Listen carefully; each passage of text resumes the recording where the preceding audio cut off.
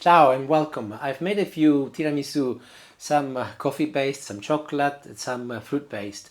Today I fancy doing something slightly different and I have separated the white from the yolks of 5 eggs, and I'll be attempting to make a roulade tiramisu. See how it goes. And I'll make a start by whisking the egg whites.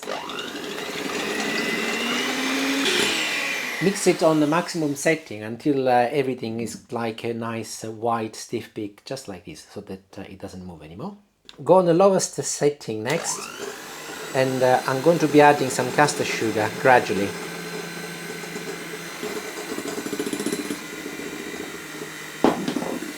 And turn it up a little. Back on the maximum setting.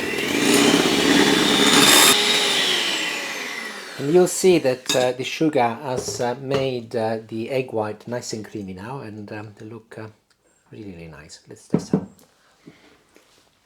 Perfect. I have lined up a tray with some baking paper, and I'm now adding my egg white. And helped by a spatula, spread it across the entire tray, ensuring that you're covering also all of the corners. I'm giving this roulade a Sicilian twist, so I'm gonna be adding a few almond flakes. Perfect, step 1 completed. I'll pop it in the oven initially for approximately 8 to 10 minutes at 180 degrees. Once I get a nice golden crust, I'll turn the temperature down to approximately 150 for a further 10 minutes until it's firm to touch. In the meantime, I will continue with the filling, and I'm now adding 1 tablespoon of sugar per egg, so 5 tablespoons altogether. And I'll start whisking it until the sugar has dissolved. To ensure that the recipe is accessible to more people, I will be pasteurizing the eggs today, which is very simple. Add some hot water in a saucepan. Once the water starts boiling, turn the temperature down to simmer and place your bowl inside. And let it simmer now for approximately 4 or 5 minutes until the eggs will become nice and clear. And after 5 minutes, I'm happy that it's ready. I'll just touch it. Yeah, oh, it's quite warm. And this is called bain-marie.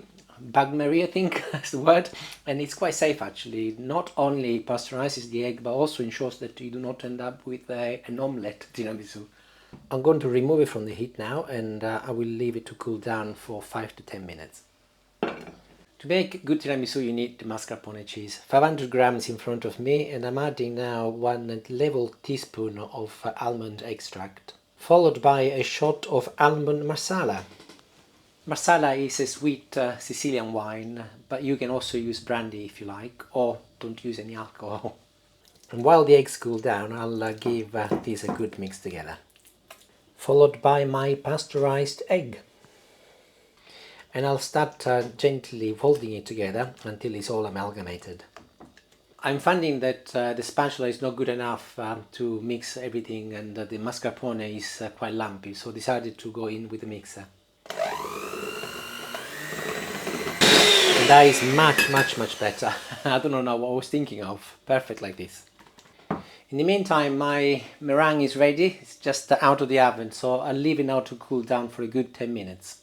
It has cooled down and it is safe to touch now, and if you look, it's got a lovely golden color. If you want it even more brown or golden, just leave it in the oven for longer, but make sure you don't burn it, of course. I have also gone along the edges with a knife in here because my baking paper was not big enough, and I've just trimmed it so that it's easy to come out. And what I do, I place another piece of baking paper on the top, then I put a little plastic cover on top, and I'll just turn it around and remove your cover. And as there is just baking paper there, it will just come off. And very gently just start removing the paper. Use your left hand to press it down like I'm doing now, and very gently start removing it. And there, job done. I seem to have a little hole in here, but I'm not too worried about it. This is a coffee tiramisu, so I've got here a couple of little mugs of espresso, plus half a shot of almond marsala. There is no sugar, just strong coffee and marsala.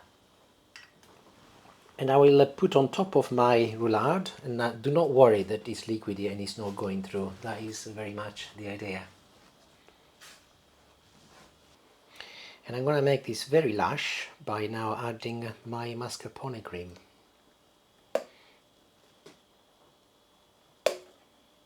Wonderful, so far so good. I will now place it in the fridge for a good hour so that everything sets, and then we can roll it. And I'm back. It was more like an hour and a half rather than an hour, and I actually put it back in my whiteboard as I wasn't able to lift it properly. Interestingly, there are some lessons I've learned from this cake, and I'll share those at the end, as there might be more twists and turns between now and then. Anyway, it does set nicely. As you can see, the mascarpone is nice and firm, so I will make sure that it's properly distributed, as it did move a little while I was putting it in the fridge, and that's pretty good. As you will now, tiramisu has got a coating of cocoa on the outside, but my vision for this cake is slightly different, so I'm going to be applying now some cocoa on the inside. There, and make sure that I cover all of the area.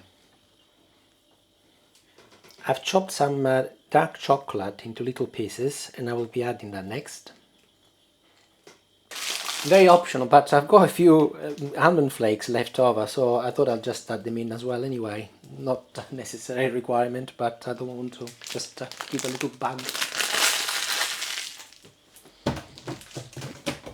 And now comes the exciting part, so let's remove the white board once again. Very, very gently go along with a knife and score the edge of the roulade, but make sure you do not go through. Now this is where we're going to find out if I'm going to be successful or not. I've never made this cake before, but helped with the baking paper, I will gently start rolling the roulade. It is working, but there is a little bit too much mascarpone cream, so I'm going to press it down with the spatula at the same time as I'm rolling it. And even if it does come out, it doesn't really matter. Perfect. I have to be honest with you, with hindsight, most probably I should have made the cream a lot less liquid. We'll talk about that at the end, but I'm going to be using the whiteboard once again to help me so that I can transfer it into a nice tray, and it's not going to stop me from finishing the cake. Wonderful, I've done a little tidy up, I've made my worktop a little bit more presentable. I will now pop it in the fridge for 2 hours, and then after that I will do the finishing touches and the trimmings, but also I will share with you the lessons that I've learned from this video. I will write them down so that I won't forget any. So see you in about a couple of hours. Bye bye. And we are ready, and Julie is back, of course. Of course, there are desserts on offer. So there it is. It's been sitting in the fridge now for a good couple of hours, and there's a little bit of oozing, and I'm not worried at all. But I want to cut it a little so that I square the edges first. So I'll go in with a knife. Is that my bit? Yes, it is, of course. And I'll do the same on the other side. I'll put this here, as it will be our test in a little while. This is for tomorrow, by the way. So. Oh, no, you really disappointed me. I thought we were, No. I thought we were having There is something now. else. There is something else. Don't worry. Having tidied up the edges, I will be sprinkling a little icing sugar now as a decorative finishing touch. Not a lot, actually, but a little will not harm.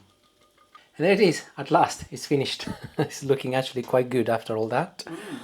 I will test it in a moment, but before I do that, I just wanted to share with you what lessons I've learned. I wrote them down here in my black book. So Julie actually asked me, what are those lessons? I didn't tell her, Wouldn't so tell me. she's going to learn as well.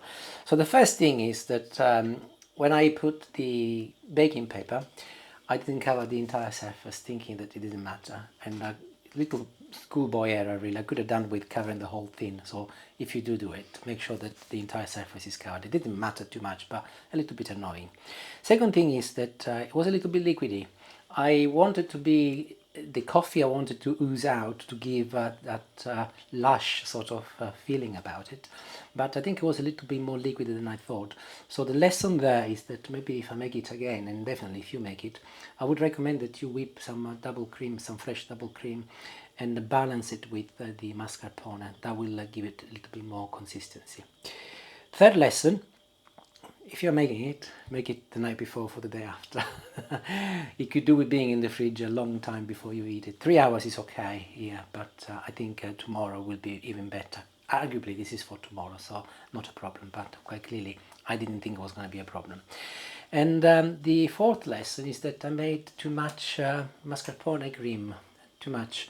So I had quite a lot left over. And, Oh dear, what a shame. so if you are balancing with some fresh double cream, half the amount of mascarpone to 250 grams, and then put a little fresh double cream, maybe 100 ml, to just give a little bit more consistency. However, it's not all bad, because with the left mascarpone, I was able to make a proper tiramisu, Hooray! a real one with some ladyfingers. So it's not all lost. And is that for tonight?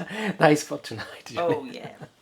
But the most important point out of this is that at some point I thought it was going to be a disaster, and I carried on because I knew that it was actually going to taste How much of a nice. disaster can a dessert Well, be? absolutely, but it ended up to be okay. So do not give up. It doesn't really matter. As you can see, the outcome is great, and so it's good. That is the beauty of being in the kitchen. And I'm not going to cut it because it's for tomorrow, but Julie has already had a go. Sorry, I had my taster. At the taster, and she's giving me the thumbs up. She's terrible. And I'll just try some as well. That's actually the drier end. If you have the other piece, that's the really That's a very good tasty point. bit. As you're convinced me. Although You'd that have is it pretty all. good. More liquid stuff. Immediately you can taste the almond actually. The almond masala, but also put some almond essence. So that's really good. That gives that Sicilian twist. And it tastes absolutely delicious. I think the roulade effect... If you like meringue and you like tiramisu, what's not to love? Well, it's not to love, and absolutely delicious, wonderful. I'm really delighted it worked out well. It's different, and try it. And if you do try, let me know how you get on. It'll be interesting to see how it goes. Thank you for watching, if you watch until the end, and have a lovely evening. Bye.